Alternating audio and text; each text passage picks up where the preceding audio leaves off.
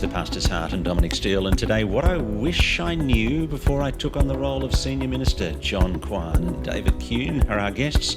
What if you are new in the role of Senior Minister at a church, or you're putting your hand up for such a role? What would Dave Keun and Jon Kwan like to tell their younger selves if they could travel back in time to before they took on that position? Dave is Senior Minister of Kellyville Anglican Church in Sydney's northwest. He's been in that role since March 2022. Jon is lead pastor of St David's Forestville on the northern beaches of Sydney. He's been in the position since May 2022, and before that, around 10 years, he was on the team here at Village Church in the inner west of Sydney. Jon, welcome back. And if Thanks. we start with you, what was going on in your pastor's heart as you took on the new role at Forestville? Yeah, thanks, Dominic. It's great to be here. Great to be here in the room and back at church where I was here for so long. I think for me, it was a real wrestle. I loved pastoring with you here, but I also was encouraged by you to think about how could I be a blessing elsewhere as well. And so for me, taking on the role of lead pastor has been both a joy and also feeling the weight and responsibility. It's a joy to be able to shepherd under Christ, God's people, and yet at the same time, the weight and the responsibility of going, it's those who are in front of me, but also those in the forest and beyond who don't yet know Jesus that we are as a church trying to reach. And I feel that weight and responsibility, and that God would choose to use a wretch like me. I think they're all those things where my heart keeps going, I need to keep coming back to God, keep depending on Him in prayer, and go, please keep using my weak efforts for your glory. It's been so long for me that I've forgotten, but how does it change when the buck stops with me?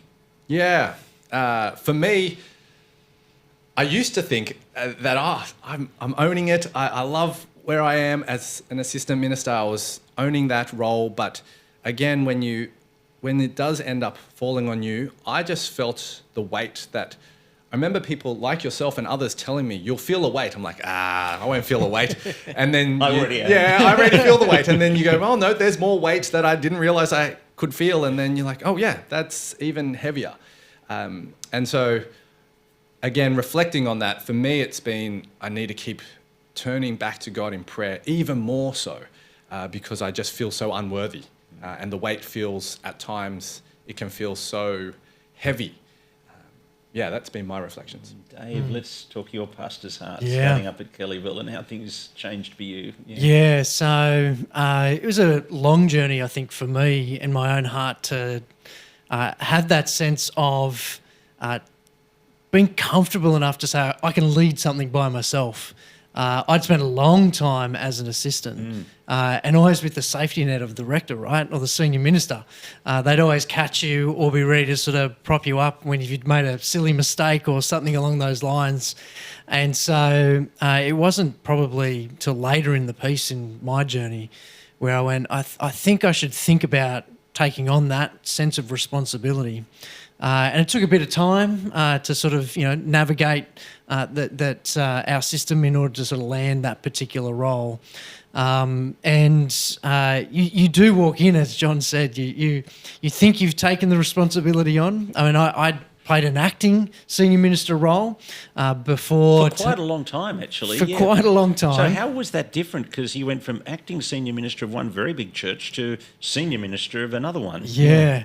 I felt the weight during the acting role. I mean, COVID just sort of happened to hit at the same time. And so I was sort of thrust into making lots of decisions very quickly, which is normally in the acting role, you sort of just maintain, let's just get the status quo and let's just wait for the new person to come. But you were thrust into a position, as we all were at that point, where we were making decisions every day, watching the 11 o'clock press conference going, what do we do now? And so that was difficult, but it also gave me confidence in my own ability to lead through that. So that sort of really cemented for me, I think this is a good time for me to step forward. So just imagine nobody else is listening and you could whisper something to your younger self 2.5 years ago. We'll just all go quiet for a bit and hear you say, well, Dave. Just turn the cameras off. Yeah, look, I think you often talk about having that sense of security in who you are as a child of God. And as you take on that responsibility, I think I'd want to say to myself, 2 and a bit years ago, rest really strongly there, stronger than you've ever had to rest before, as you go through the highs and lows of what comes in church and pastoral ministry. Some things are going to go really well. Don't find your identity there. And when things go bad, don't find your identity there. Secure it in Christ and look to there frequently and often. And that will put you in good stead to keep going the long yards. Now, I realise for many people, I'm a young guy, a couple of years in, and everyone like you, Dominic, been doing it for maybe, let's say, a few more years. But that's been a real helpful thing for me, that I want to go back and say, rest stronger there than you've ever had to. John? Young John. Yeah. I think for me, like Dave as well, keep relying on the Lord more.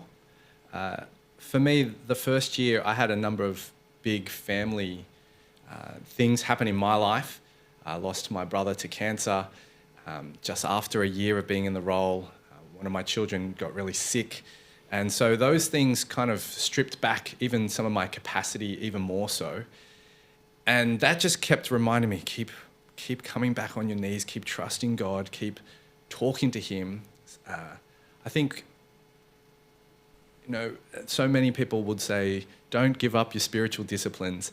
And there are times when everything seems to be falling apart and I need to keep going, coming back to the word and being fed myself and praying and not thinking about how to preach this or teach this to anyone, but just meditate on the word for myself. And yes, I think, like Dave said, there's been lots of great things and hard things that have happened over the last 2 years for us, and not find our identity in those things. And I think the other one, probably for my particular situation, would be willing to be willing to honour the past of those who've gone before me. I think I didn't do that as well as I would have liked to. So particularly in the first year, a number of changes happened that I think if I had honoured the ways in which the saints had served so hard, even if the changes were happening, to be able to honour that, I think would have been more beneficial for them, but also I think would have helped some of those changes be less bumpy. So I think if I were to tell myself 2.5 years ago, that would be one of the big things, is be really generous and willing to keep honouring what's been done in the past, rather than just going, let's do some changes. And while I did honour it, I think I needed to do that better. I remember walking through the foyer of the offices at Capitol Hill Baptist, and Mark Dever had put up a whole range of photos of the previous decades of ministry of Capitol Hill Baptist. And he said to me as we were walking through this foyer that we were making, he was fairly early on in his time there, but they're making so many changes there. This was an intentional step of honouring and celebrating the things that had gone before he got there. And so, yeah. But can I come back to that journey with the death of your brother Darren? Yeah. And I mean, I know you left here in basically Easter, and you were looking forward to preaching your first Easter at after a year. And the Lord took him before Easter. It was the week before Easter. Yeah. The Lord took him home. It was hard. I don't know what else to really say, except I'm very thankful for God's kindness, for the number of years that we did have Darren around with his cancer diagnosis. So it was just over 6 years. Yeah, it's about over 6 years. And he went through a lot of operations and treatments. But I'm also thankful for that he loved the Lord and he's now with the Lord, which is wonderful, but still hurts so much. But also that in God's kindness, he didn't take Darren straight away when I started the new role. I think if I was in the new role, trying to build new relationships with a whole new church family, trying to bring change about and be grieving the loss of my brother all at the same time, in that would have, I don't know. I don't think I'd be here, really. Yeah. I think it's the kindness of God that it was a year I had relationships deep enough that people at church were able to care and love our family really well. And I'm very thankful for the number of different people who put up their hand to help in ways that I was just falling apart the week before Easter. So I'm thankful we're in a position where we had a ministry team, to be able to pick up the pieces when I just suddenly was like falling apart. And I mean, this is a beautiful moment actually, because Darren's memorial service was held at Kellyville Anglican. And so that's the first time I met Dave actually, was at Darren's memorial. And so, it was really hard. And I'm just really thankful for the way God put so many different people around us, not just me, but my family, to support us in that really difficult time. Hard stuff for you in that first year, Dave? Yeah, absolutely. Not with the loss of a magnitude, of a family member. But when you land anywhere new, you inherit a staff team that you haven't built, and so navigating some of those things were tricky. And so, just worked through one particular staffing sort of aspect of it that was difficult to sort of navigate through. So that person ended up leaving through that sort of process, which was hard. They were well loved and doing good ministry in there. But it was difficult to sort of just navigate that through. And like any time you come, you're looking to make change. And you see things that need to be done, and so it's that was difficult without wanting to go into all the details in this space. But what did you do beforehand to prepare yourself, and what do you wish you'd done beforehand to prepare yourself? Look, I think all the years of ministry have prepared me for what it has meant to step in and take that senior leadership position. I've watched all the different ministers I've worked under and learned things from all of them. Things I'm like, gee, that's a really good idea. I'm taking that with me, through to, I won't be doing that. And so I felt like a bit of a sponge the whole way through. And so, lots of places and people to learn from and ideas to steal and go, I'll take that.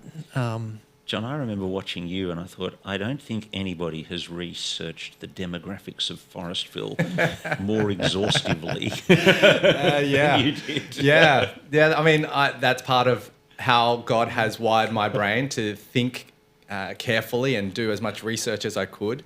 I think for me personally, I remember thinking about it a few years before I took on this role, and it was a conversation we first started. And then in light of that, I thought, I really would like someone who's outside my relationships to help me think about it strategically. So I got a coach, mentor, who helped me start thinking about who I am and the gifts that God had given me, and to start thinking about where could I be able to serve God well with the gifts I've got, and knowing the weaknesses I have, thinking about where might not be a good fit. And so for me, that was about a year and a half of working with a mentor on that, so that when I started looking at potential places to serve the Lord, I had a framework which helped me. Some people they just want to go by their gut. But for me, I like my gut, but I also want to be thinking about it strategically. And so for me, that was really helpful. What kind of things were they saying to you? This is an area you need to work on before you end up in that role. I mean, it was different for each person. For me, there was some things that, like, it was excellent, actually. And Village Church benefited as well because he was challenging me on things and ministry practices I was doing already in my current role. But it was more just helping me think about what is it that God has given me gifts in that maybe others may not have. So in light of that, what particular roles may be where I could do, where others may not be able to do. And that's a really hard thing because we want to be growing in humility. And yet at the same time, I was trying to also think, how do we grow in being wise? And so for me, that was trying to talk through with him, what do you think, as I share these ideas, might be my strengths? And then he would then push deeper and go, well, is that really a gift you have? Or yes, that is. And that would then help me then, as I spoke to different churches, work out whether I would be a helpful fit or not for that church as well. Yeah. Dave, what do you wish you had done that you didn't do, either before or in the early season there? Yeah. Yeah, look, I think like John, I'd gone through the journey of trying to figure out how I'm wired, and so what it would look like walking in, knowing the things I'll probably go well at. And so, in terms of, results and relationships, I'm a relational person, and sort of I think I'll go well here in terms of building the team and getting to know one another. It's the results side of things and pushing towards, hey, what do we want to do in this space that I always knew I'd happy to lag behind. And so I think I wish I had worked harder in that space. We've still done... Thinking about the resulty type stuff, the outcomes. outcomes. Like setting outcomes and goals and things. It's not that we don't have those things, but they need to go hand in hand as you continue to move forward. And so I think I'd wish I'd been stronger at the start on some of those things in sort of figuring out this is sort of where we want to go. But it felt like, it always feels like for me that the relational side is what we need to work on. And so, that I just navigate, and, that's my preference. So that's sort of where I end up. But having said that, there's lots of outcome things we've done. Yeah, I've been really excited. One of my staff was at a presentation you gave the other day, and really exciting to see the outcome changes at Kellyville under your leadership. So praise God for that. Yeah. It's been good. John, what about you? As you look back, you think, you know what? I wish I'd done this. Yeah, as I said, being able to honour the past better is definitely one of them. I think I sought to work hard at talking to key people who've been in the church for a long time. So I think for me, culture shift was going to be a big one that I knew walking into a church that was a suburban church rather than an urban church, which I'd come from, which had lots of changeover and culture we could change quickly, reasonably fast, compared to a suburban church where I love it. There's been people, I was just chatting to one of our members at 8 a.m. on Sunday. She's been at our church there since before you were born. 60, coming up to 60 years. I was like, wow, that's awesome. And so, that's a beautiful thing about churches where there's long-term relationships. But I think I think my reflection was I didn't realise how slow culture shift can happen at times. So some things happened really fast, partly because of I'm just an excitable guy. I get excited about things, and generally people get excited with me. And so some of those things are able to change quickly just because I'm excited, and people start getting excited that people are starting to see new people join church, people coming to Christ, those type of things. But bigger cultural changes, I've realised I need to be willing to trust God and go slower. And so I think for me, one of the major ones has been just going, I think I needed to go slow on some decisions that we went a bit fast on. And in hindsight, maybe we should have gone slower.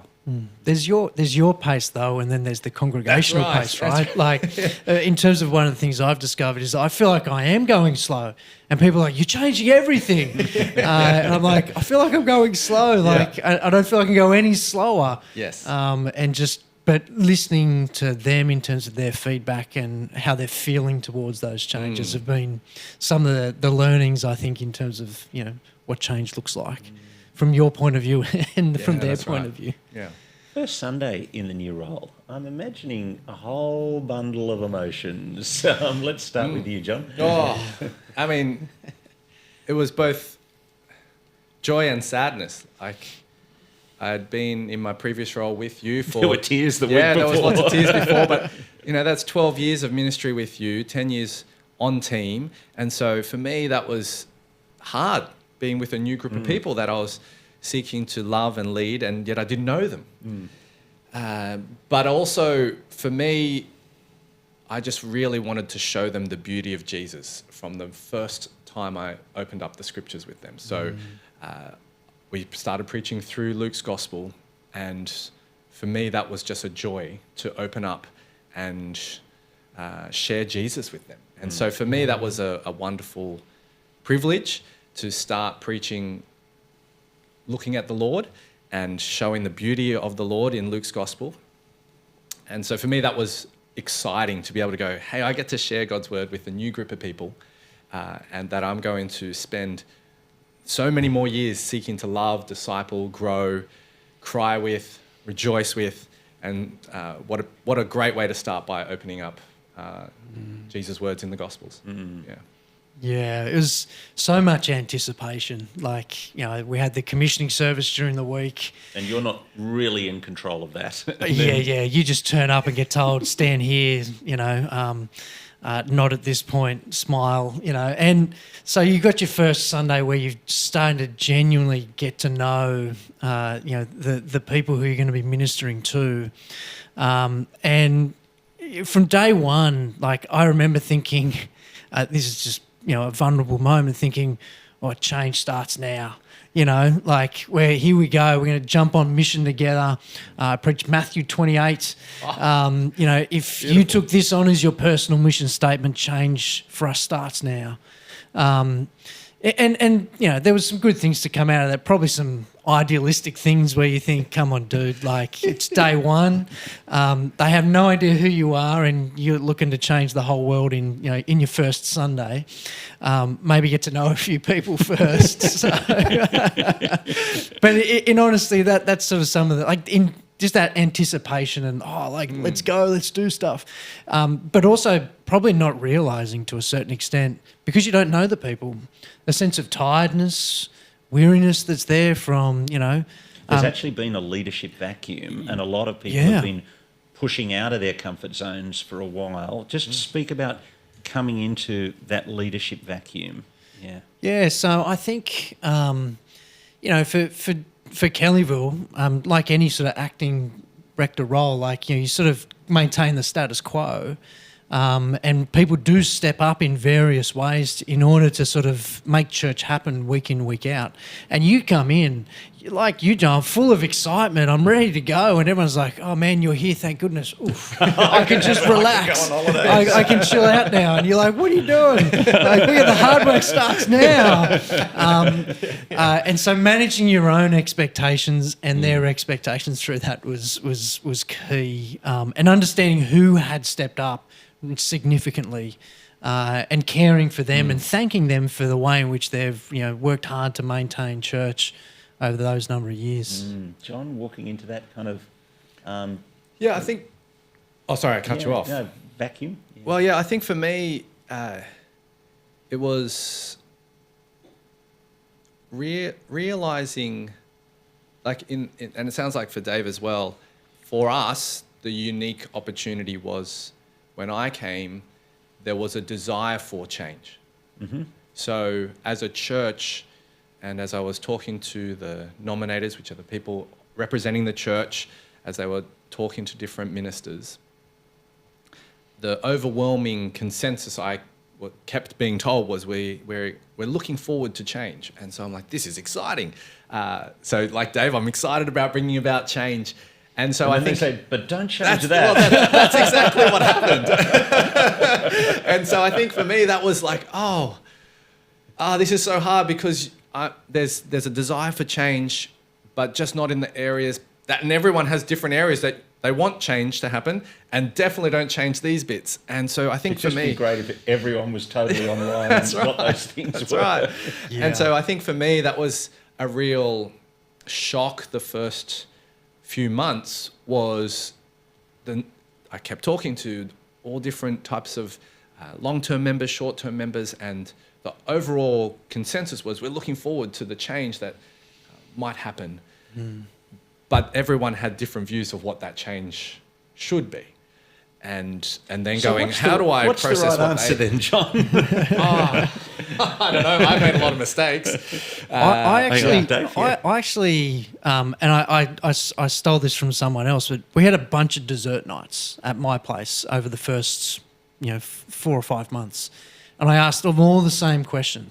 What would a good 5 years look like for us? Where do you want to see our church in 5 years, and what do you want me to not change? What are the really core held values here? And, over the course of those dessert nights, I probably had 120 responses that were done in that sort of in my home, it was super helpful in terms of what are some of the landmines. If I am going to change this, I know that's going to hurt. Or what are some of the things I go, you bang on, we should absolutely never change that. And some were non-negotiables, like great teaching and making sure the music's really good, but there were some other things, some value things that we were able to draw out at that point that was super helpful for me and was just a wonderful listening exercise. In terms of one of the things I think I wish I hadn't done back then was promise things that I can't deliver. We won't change that. And I'm looking now going, we Why need did to. I say that? Why did I say that? That people sounds have- really wise. So doing that. People have sounds- long memories too. Yeah, You especially said. things that they value. Absolutely. Yeah. Absolutely. No, I wasn't as wise as Dave. I didn't do that. But we did have a church getaway within It was very early in your time, wasn't about it? 5 months in. Yeah. And so for me, I used that as a way to gauge us as a church.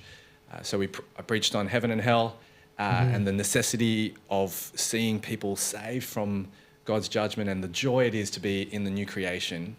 And on top of that, I was just helping try and get a corporate voice on where, as a church, they thought we were.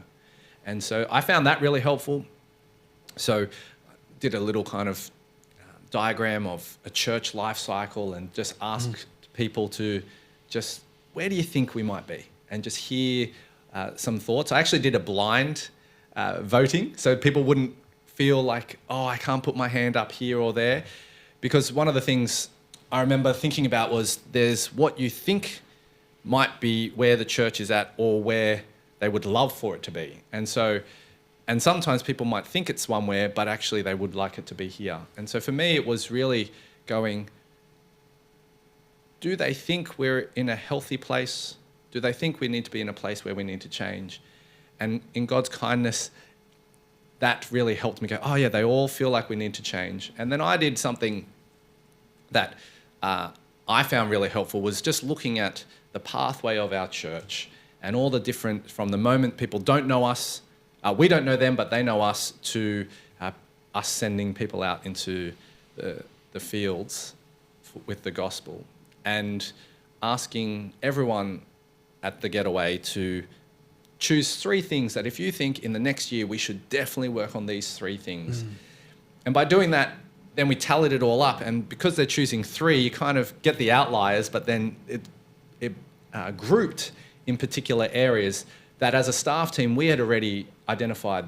We think these are the areas we need to work on first, which was particularly how do we welcome and care for people and get people who are investigating Jesus or investigating joining us, how do we help them be part of the community? And in God's kindness. That's what, as a church, they also voted that way. And that was really helpful for me to go, okay, great. Well, as a ministry team, this is where we're thinking. You as a church, this is where you're thinking. That's what we're going to put our energy in over the next few years. Dave? I don't think I've got anything to add. It's just really, really good. And I'm happy to learn from John's wisdom. Great. Yeah. We are out of time. Thank you so much for coming in. My guests on The Pastor's Heart, Dave Keun, Senior Minister at Kellyville Anglican Church in the northwest of Sydney, and Jon Kwan, Lead Pastor at St David's, Forestville, on the Northern Beaches. And there is lots more that we could talk about, but we will stop there and look forward to your company on The Pastor's Heart next Tuesday afternoon.